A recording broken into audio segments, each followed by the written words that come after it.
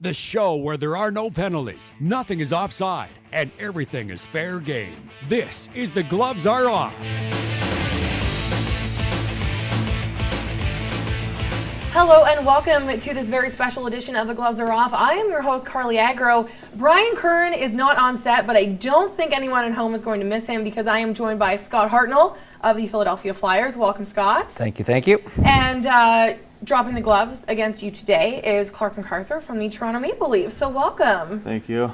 We've got two hometown heroes here, and we're very excited to have you. So you will have to rise to the challenge and fill in for Brian Curran because he throws the punches at me all the time. So I'm counting on the two of you. Won't be hard to follow in his footsteps. No way. Ooh, the challenge is already on. Dig number one.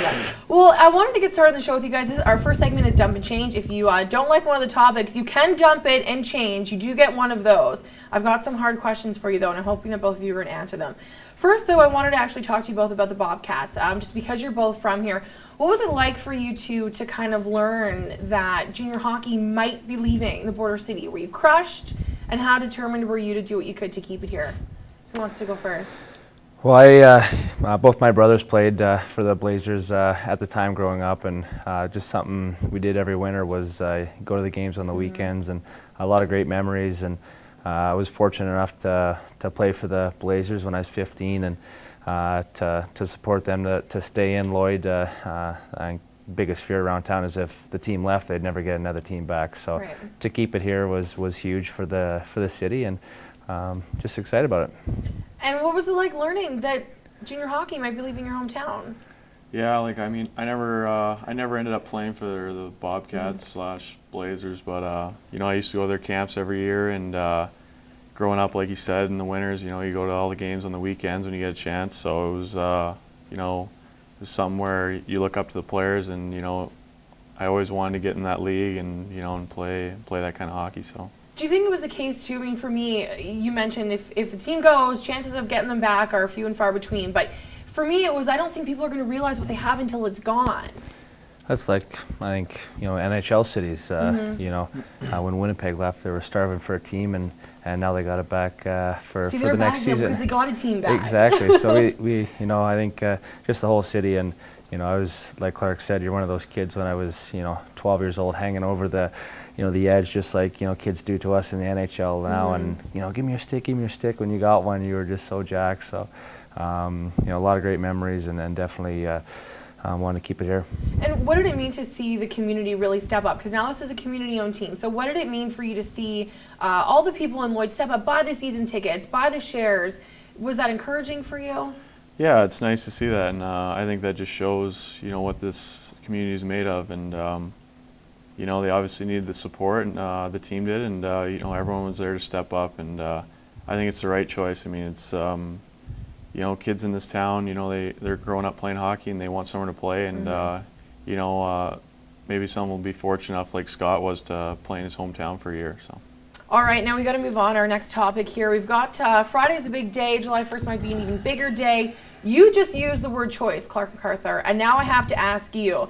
Got a good quote here from your general manager. He said, Clarke MacArthur has arbitration rights, and he may well file for arbitration. We're fine if that's what he chooses. We have a lot of financial clout behind this team. What are you going to choose to do? Well, I think obviously I have to file for arbitration just so you have, you have to have some of that leverage. You're going on the record here as wanting to well, file. I mean, obviously I'm going to have to do that if we can't get something done before, but I just hope it pans out better than it did for me last year. Now, what do you mean pans out better? Are you strictly talking dollar and cents wise here? No, last year I got traded to Atlanta, and then right. I filed for arbitration. This is just a stab at my ego here, but and then I filed for arbitration, and I was awarded a certain number, and right. And they chose not to take that last year. So. You did take a pay cut. Yeah. Now, are you prepared to take a pay cut to stay with the Leafs? Does it mean that much to you to play for that organization? Dump it in. Bro, we're hitting you hard here. No, I mean, obviously I love playing for the Leafs, and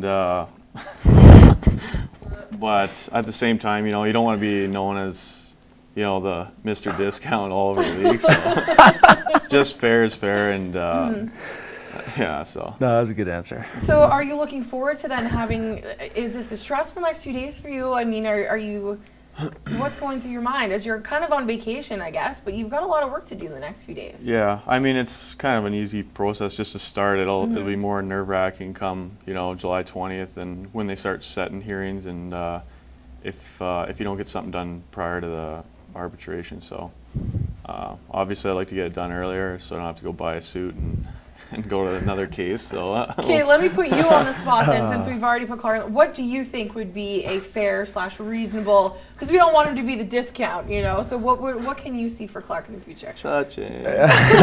Just rolling in the dough. No, he's a great player. He had a great year last year, and I think over the 4 or 5 years he's been in the NHL, this is his first year where he's got to be a consistent one first second line guy, and he had a great year and playing with obviously some great players there in Toronto. They got it's obviously a great organization, great city. Everyone loves the Leafs there, except for you. Well, we know who I do like. There you go, Flyers. I'm a Broad Street believer. That's how I roll. But no, hopefully everything works out for him. I know last summer was stressful for Clarke, just going through all that, and I think he's found a home in Toronto, and hopefully he can stick to it. Isn't that special? All right, well, speaking of someone else who's trying to find a home, the net mining situation in Philly is really no secret. I wanted to talk to you about this Ilya Bryzgalov situation because there's not a lot of cap room, but you guys need a net miner. So how likely, we've got 9 days now to get this locked up. How much would you like to see Bryzgalov between the pipes? 100%. Yeah. This guy basically carried Phoenix, with kind of a so-so team. None of the superstars that kind of we have in Philadelphia: Carter, Richards, Briere, Hartnell, Pronger, team, and all those guys. We got top tier guys, but to have a net miner that's going to play 60, 65 games and save the easy ones and save the odd hard one. You don't want those easy goals to go in, and I think we learned the hard way. Not that I'm blaming the goalies, but it's tough to win when you got to score 4 or 5 goals a game in the playoffs to have a chance to win. Now, with the cap situation being what it be, Clarke, maybe we can get your input on this. Who do you see maybe making or leaving to make room for Bryzgalov in his contract? Well, I think there's been talks about maybe Jeff Carter or Christopher Steed kind of came in there at the end. He's probably a guy that could, there's a lot of interest in those two players, and obviously whoever gets them, it's going to be a big boost. So, I mean, you have to make room somewhere, and I don't exactly know what Bryzgalov's asking for, but probably a boatload. And well, he doesn't want to be a discount guy either, right? Yeah, who does, right? that's your role. That's your role, right? All right. Well, we will continue on with Dump and Change. We do have to take a break, but stay tuned because we got to talk about this increase in the salary cap. That's coming up next. And the gloves are off.